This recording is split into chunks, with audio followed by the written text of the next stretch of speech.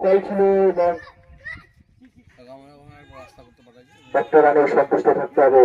সাইকে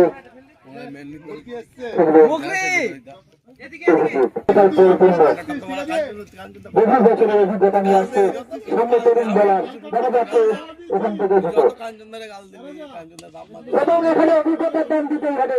ছোটই রান অভিজিতের কাছ থেকে 50 রান বন্ধু ছুঁয়ে ফেললে আমরা আগের ইনিংসে দেখেছিলাম প্রথমে ধরাশায়ী হয়ে গেলেও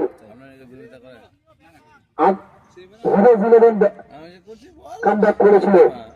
এখানে তাই আমরা দেখছি প্রথমে ধরাশায়ী হয়েছে কিন্তু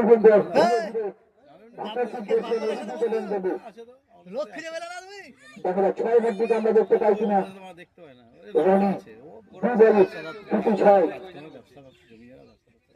মানে আমাকে না এসে বাপ্পাদের কাছে গেছো তো ও তো বিরোধী পার্টি আমার।